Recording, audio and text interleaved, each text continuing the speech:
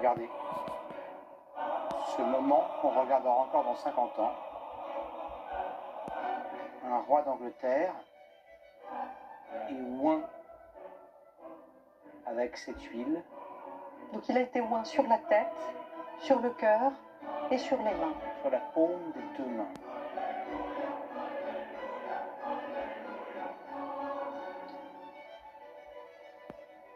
Et il va retourner au trône après être battu avec le Cologan Sundonis et le Super Tunica, il va retourner au trône.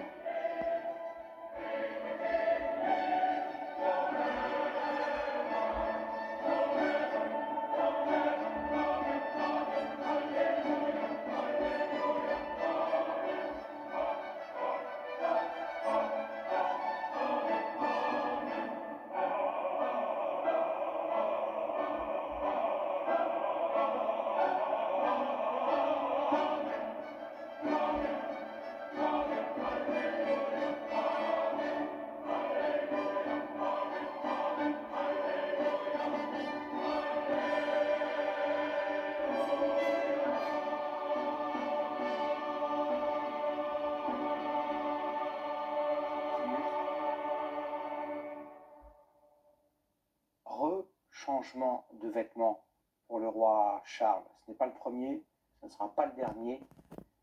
Dites-nous cette extraordinaire chasuble tunique avec cette ceinture. C'est de la soie, c'est de l'or. Tout à fait. Et c'est pas le dernier, il va y en avoir encore un avec une étole. Ça nous montre qu'il est rené comme dans le baptême. Il surgit et c'est un écho de baptême. Et il passe d'un extrême dénuement avec une simple chemise longue en lin grossier à cette magnifique tunique d'or et de soie. Et il s'assoit dans ce siège. Et maintenant commence l'investiture. Receive these spurs, symbols of military honor and Recevez chivalry, ces épées, that you may be a brave symbole advocate for those in d'honneur, need. que vous soyez le défenseur de ceux dans le besoin.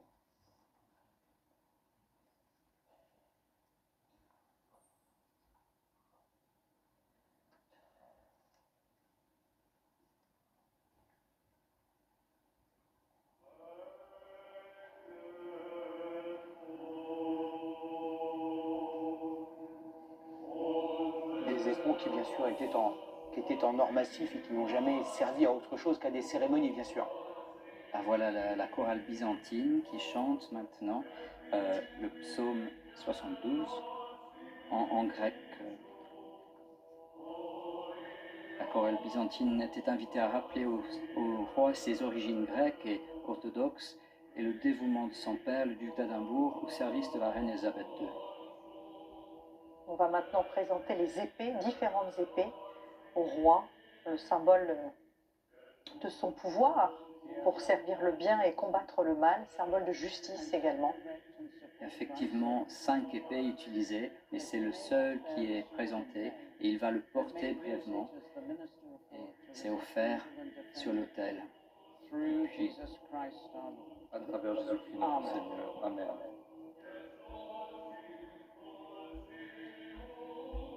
La signification d'une épée, symbole de protection, de guerre, de destruction, même de la croix, souligne la complexité de gouverner, de tenir le pouvoir.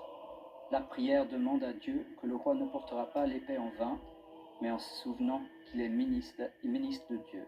Et c'est peine mordante.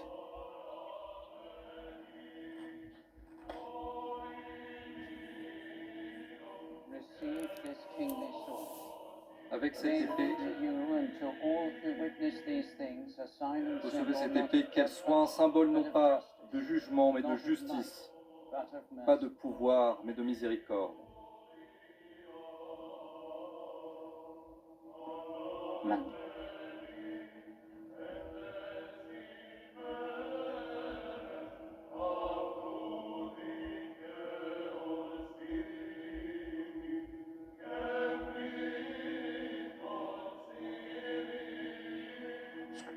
Ce que ça signifie, c'est que le souverain doit faire de cette épée un usage tempéré, équitable. Cette épée rendait la justice, empêchait l'accroissement de l'iniquité, protégeait la sainte Église de Dieu et tous les hommes de bonne volonté, restaurait ce qui s'étiole, entretenait ce qui est restauré, punissait et réformait ce qui transgresse et affirmait ce qui est bon, afin qu'en faisant ces choses, vous fassiez honneur à toutes les vertus et que vous serviez fidèlement notre Seigneur Jésus-Christ en cette vie, afin de régner pour toujours avec lui dans la vie d'après. Amen.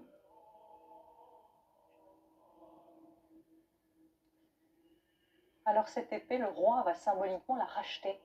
Racontez-nous pourquoi. D'où vient cette tradition? Ça ressort du monde médiéval, mais nous est un soulagement. C'est à Dieu la justice ultime. Finalement, c'est bien lui, Dieu, qui sauve.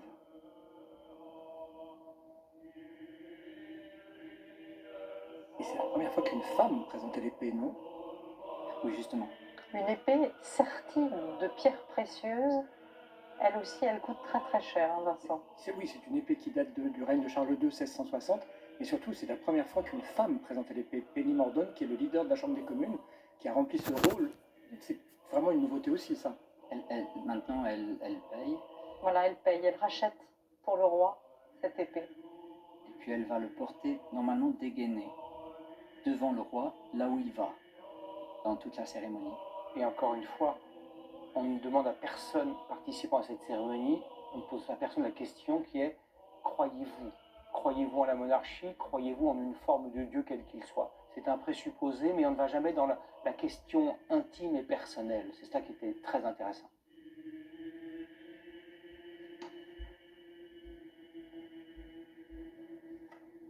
Maintenant, on arrive à l'investiture avec les armilles. Les bracelets, symbole de sagesse et de sincérité. Contrairement à la reine, le roi ne les portera pas. La reine Elisabeth les avait portés. Ils sont apportés par Lord Kamal, qui lui est de confession musulmane. Recevez les bracelets de sincérité et de sagesse, gage de la protection de Dieu qui vous entoure de toutes parts.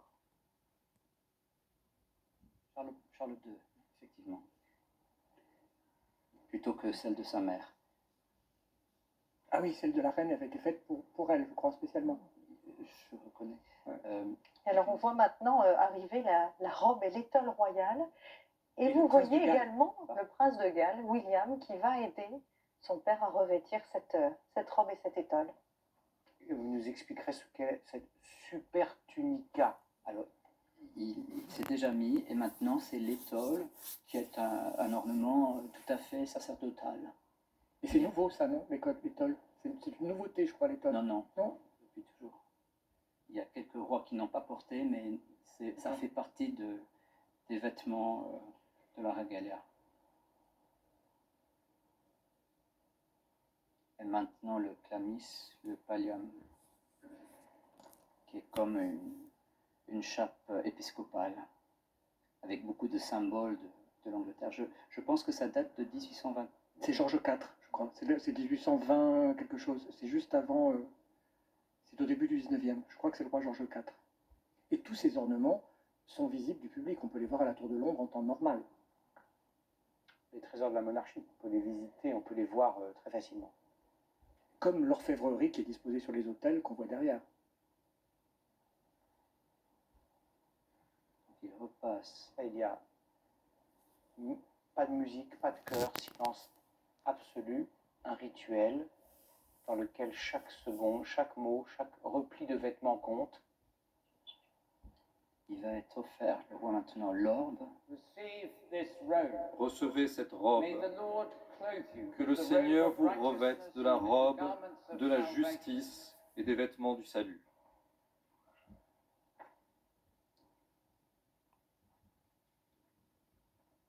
On parlait de changement de vêtements, changement de siège, on en parlait tout à l'heure avec Anne-Claire. Ce siège-là a des siècles. Et puis l'orbe, c'est le pouvoir britannique sur le monde. Il y a, sur cette orbe qui est très ancienne, il y a 3 continents. À l'époque, on n'en connaissait que 3. Il va le tenir dans la main droite. Recevez cet ordre. Placez sous la croix et souvenez-vous toujours que les royaumes de ce monde sont les royaumes de notre Seigneur et de son Christ.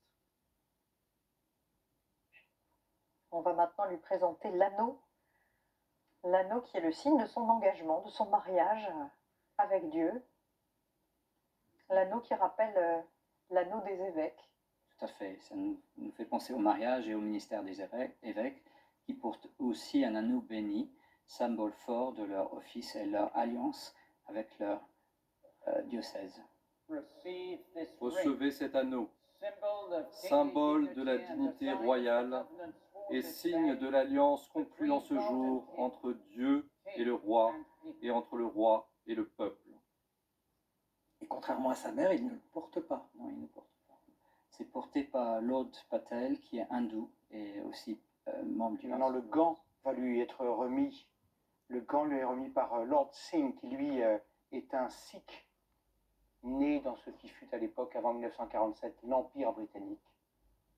Et ce gant, lui aussi, gant unique, il n'y en a qu'un, a une signification évidemment très, très précise. Recevez ce gant.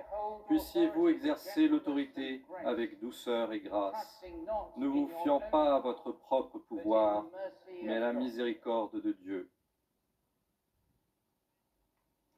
Et Maintenant, Deux sceptres maintenant vont lui être donnés, dont l'un contient le plus grand, enfin c'est le plus grand diamant, la grande étoile d'Afrique, 530 carats, le Cullinan numéro 1, Recevez le un des plus sceptre, grands diamants du monde. marque du pouvoir royal et de la justice. Et le bâton de l'équité et de la miséricorde, symbole de l'alliance et de paix. Que l'Esprit du Seigneur qui a oint Jésus lors de son baptême vous oigne aussi aujourd'hui, afin que vous exerciez l'autorité avec sagesse et dirigiez vos conseils avec grâce, afin que par votre service et votre ministère à l'égard de tout votre peuple, la justice et la miséricorde soient visibles sur toute la terre. le sceptre et le bâton nous font penser au psaume 23, le bâton et la houlette du roi pasteur. Le symbolisme du colombe sur le bâton souligne l'inspiration spirituelle du monarque.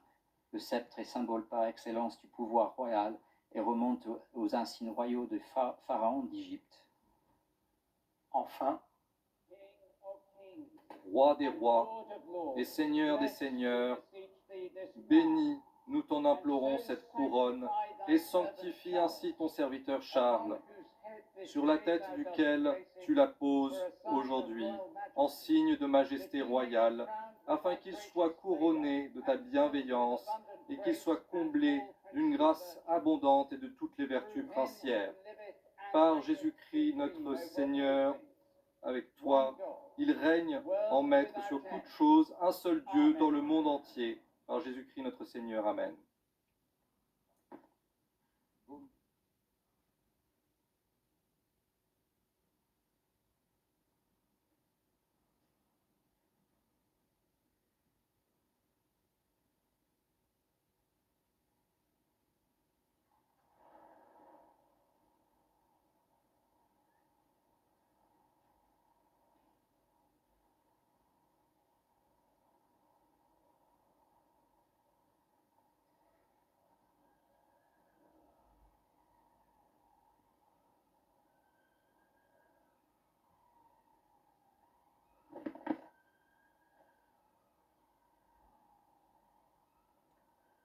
God save the King!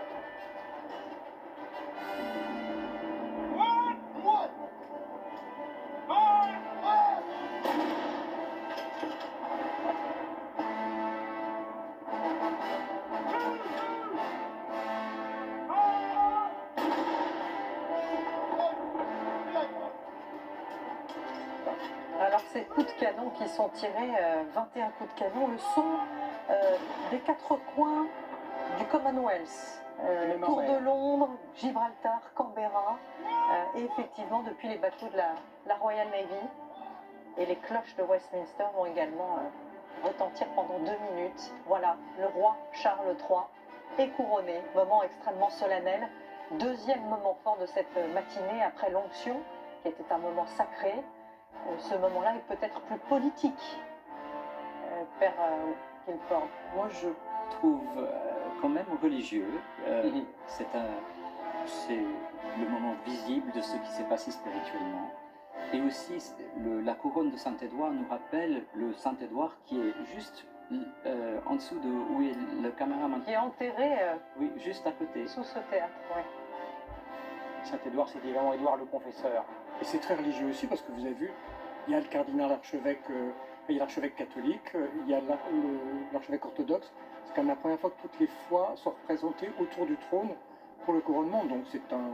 Et maintenant, ils vont dire une prière l'un après l'autre, l'archevêque de York, l'archevêque orthodoxe, chef des églises libres, le représentant du regroupement œcuménique, et puis le cardinal, et puis l'archevêque de Canterbury. Donc, vraiment très œcuménique, quelque chose de complètement nouveau. Que le Seigneur vous bénisse et vous garde. Que le Seigneur tourne vers vous sa lumière et qu'il vous fasse grâce. Le Seigneur lève sur vous sa lumière et vous offre sa paix. Que le Seigneur vous protège dans vos œuvres et fasse prospérer tous vos travaux en son nom. Que le Seigneur vous donne l'espoir et le bonheur, afin que vous puissiez inspirer tous vos peuples dans l'imitation de son amour immuable. Le Seigneur vous accorde que la sagesse et la connaissance soient la stabilité de votre époque et la crainte du Seigneur votre trésor. Que Dieu répande sur vous les richesses de sa grâce, vous garde dans sa sainte crainte, vous prépare à une heureuse éternité et qu'il vous reçoive enfin dans la gloire immortelle. Et que la bénédiction de Dieu Tout-Puissant, le Père, le Fils et le Saint-Esprit soit avec vous et demeure avec vous à jamais. Amen. Amen. Très belle prière. Et très beau moment d'œcuménisme également, autour de la personne du roi, de ce que représente le roi, de son institution et de la personne elle-même. Et vous avez vu qu'il y a les quelques pères du royaume qui sont présents ont mis leur couronne personnelle sur la tête. On a vu le Lord Devant, c'est le chef des héros, le Court King of Arms.